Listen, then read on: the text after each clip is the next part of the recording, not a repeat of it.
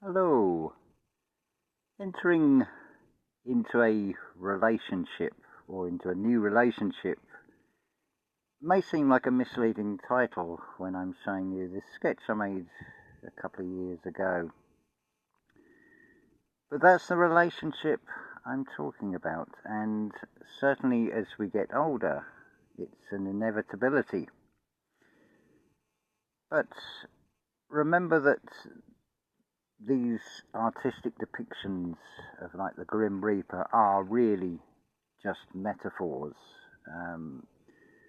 ways of expressing things that are difficult to put into words as such.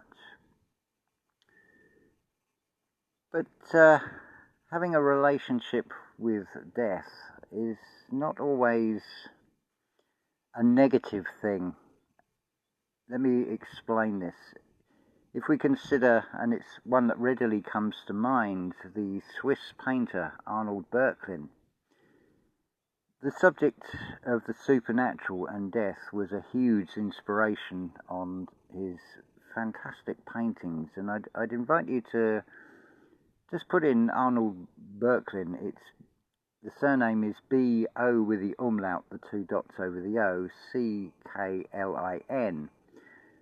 His most famous painting is The Isle of the Dead, of which there are actually 5 versions. But that in turn went on to inspire Sergei Rachmaninoff and Max Reger to each write pieces of music from the inspiration of that painting. It occurred to me when I made this sketch that this is normally what we see, but what actually does this Grim Reaper really represent? Well, it just so happens. I thought, well, nobody else has done it, as far as I know. Excuse me while I just turn the page. So part of the inspiration of the figure in the background there came from an Arnold Böcklin painting. The inspiration for the sort of human figure that's being cut in half is based on I think it's the 3rd Terminator film, where the liquid metal android is split in half. But it's a gory depiction, but the scythe, even as a metaphor, obviously has a practical use. But it's also expressed in biblical terms of the breaking of the bread. You could also see it as the oyster pearl. This is actually a depiction of the living death. It's not something you necessarily go through. Well, it is something you go through at the end of life, where spirit will separate from matter. But what this actually symbolizes is it's the splitting apart of like the oyster shell, looking for that pearl. It's something Neville Goddard talks about, that you will be split from the top of your head to the base of your spine, because it's all to do with this solar plexus, the place of the sun. It's looking to find the light inside. So this figure is not something to be feared. Something else that you may have come across, and it's an often told story when somebody is in the last days of their life, on their deathbed as it were, that they will get a sort of resurgence, normally sort of within a day before they depart this realm. The analogy I could give to explain that and to why it happens: one, we're in a realm of contrast, so things are often shown in the opposite. But the analogy I can use here is, if you imagine an aircraft carrier and what a considerably short runway that is the sort of deck of the aircraft carrier. So for an aircraft to take off, it requires extra power. So you have what is called the life body, or the etheric body, which, although is not material, and is in the unseen actually is finite. So when you've got someone who is on their deathbed, what actually happens is there is a sort of surge of power. So this gives the impression that the person concerned is sort of making a sort of miraculous recovery. But what it actually is a preparation for takeoff. Just like with a aircraft, it may have booster rockets to give it that surge to take off from such a short runway on an aircraft carrier. But it's nothing to fear, and apart from being preoccupied with the wasps, I've been immersed in music on my second channel, and next year, which is 2026, and then 2027 and 2028, marks the death of three composers 200 years ago, these namely being Carl Maria von Weber, Ludwig van Beethoven and Franz Schubert. What they all share in common is their short lifespans. Now, Carl Maria von Weber achieved the age of 39, Beethoven only achieved the age of 56, and Franz Schubert only achieved the age of 31. But their passing is also, I see it as an inspiration, because, okay, I'm not a composer, but it's something we can sort of be inspired by. It's like, what is the legacy that we wish to leave behind? Not from the egoic sense of being remembered, but things we may say or do, particularly the realm of art. It may actually serve a very positive purpose. If you look at the material world, you'll often see these dating adverts for when you're getting into sort of senior years about finding a new partner and things. But of course, we're in a realm of contrasts. So that is actually, in a very twisted way, is reflecting about having the relationship between your physical body and this character. But as Neville Goddard explains about this birth from above, the descent of the white dove, as it were, he explains that you will go through this sensation. You may not have it exactly the same. Certainly for myself, it wasn't the way Neville described it. And of course, things never come the way that the conscious mind expects them to anyway.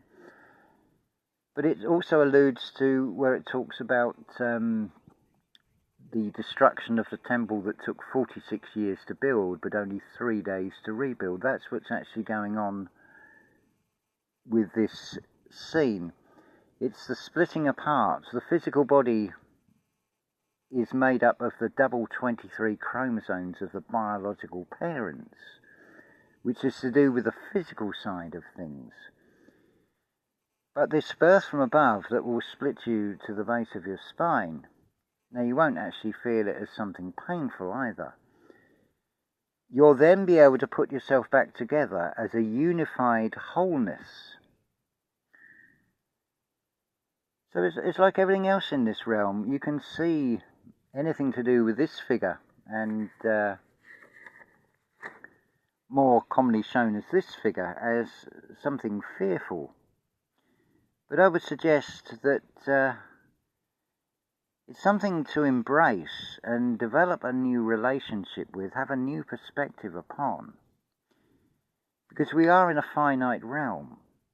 Now, you may also have had the experience of going into, say, if you're looking to buy a new property or move to a new property, and you'll get a feel about a place. It could well be that I can't even say the word now, that etheric energy, although it is finite, it still plays out. So this is something Rudolf Steiner explains about a young boy who was crushed to death under a horse-drawn removal wagon, and he wasn't discovered till the next day. But as Rudolf Steiner explains it, the etheric energy of this young child, I think he was something like 7 or 9 years old, it was just an unfortunate set of circumstances, actually went into, I believe it was the Goetheana building.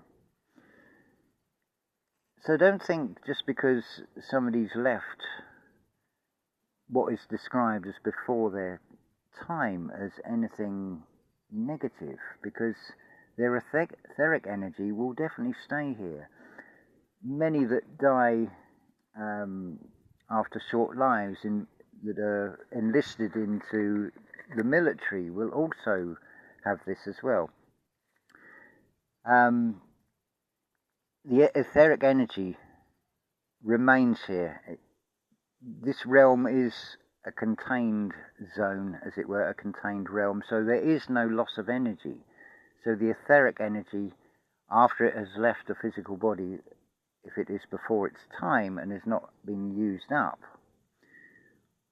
will still have an effect. This is no doubt why many of you will sense a loved one that has recently passed is still here. And that's very much the case. It's just that the physical senses in the external are not in the range to detect what is actually all around us. This world really is not the way we've been told.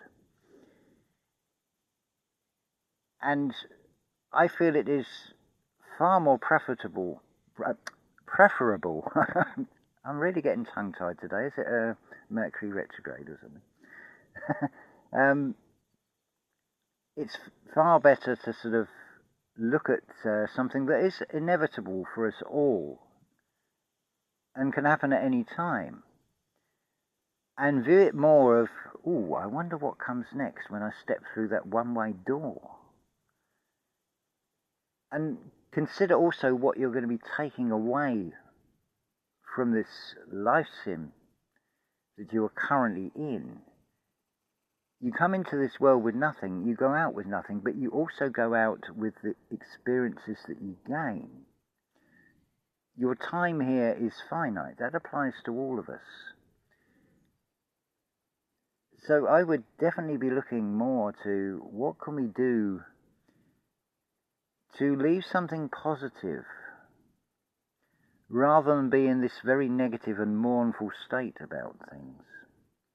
So I thought I'd just share those thoughts with you. There was something else. It may come back to me in a moment. The problem is I have this second channel, WAB-ART Productions, so part of what's in the mind is more pertaining to that side. Oh yes, I know what the other thing was now. So with the great composers like Weber and Beethoven and Schubert that passed in 3 successive years at such tragically young ages, they're sort of atypical. That if you actually look at the lives of these geniuses, that they are often imbalanced, and some of them will have what we would say are less admirable qualities about the living being. But what lives on, the legacy, is the compositions. And music of all arts is the one that requires human interaction to bring the music to life, to lift it off of the score sheet. Otherwise it's just a piece of paper, no different from an illustration. But music of all the arts is the one where it requires human activity, creativity, to draw on that inspiration of these composers. And it's a wonderful world that I recommend stepping into. I'm going to be producing a video on the other channel called Invitation to the Dance, where I will talk initially about Carl Maria von Weber. Now, if you've not ever come across him, I'm not surprised, because he was born in 1786, so he's 16 years junior to Beethoven, and he dies a year before Beethoven, so he is very much overshadowed. But what Weber left the world had a huge influence, particularly in his piano works. You can hear the foreshadowing of two giants of the 19th century with the piano, these being Frédéric Chopin and Franz Liszt, both of which acknowledged Weber as being highly significant. I have playlists of the orchestral works and the concertos on the other channel, which is WAB-ART Productions. There is a link in the description under this video if you wish to check that out. I'm totally blown away by doing a much further deep dive into Weber's works beyond his concertos and his orchestral works, which are mostly overtures and two symphonies. But then looking at the few chamber works and there's 4 piano sonatas and many piano variations, they are an absolute gem. And there is a consistency to the comments under a lot of these videos that he is hugely underrated. So, as much as anything else, and something I'm focusing on at the moment as we're coming up to next year's 2026, so it marks the 200th death bicentenary of Weber, that he can live on. And if you think about it, okay, art is subjective, but here is an example of a crime that can be remedied where nobody is going to be punished. To me, it is such a crime that a genius like Weber is so neglected and overshadowed by Beethoven, when there is some real inspired music to be found. A wonderful composer, some wonderful music, and it's been a sheer delight to immerse myself into something of a deep dive on his music, just going through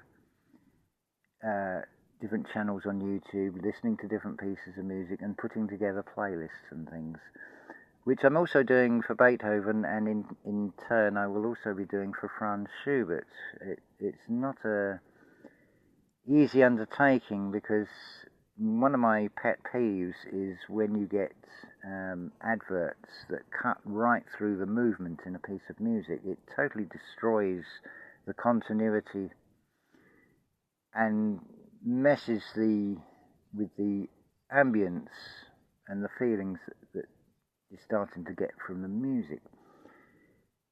So it's been an interesting process of listening to different pieces. Now, strangely, it's the auto-generated channels that feature different performers and things that seem not to have adverts, which is rather interesting. And of course, there is a wonderful selection of live performances as well as the recorded music in a studio.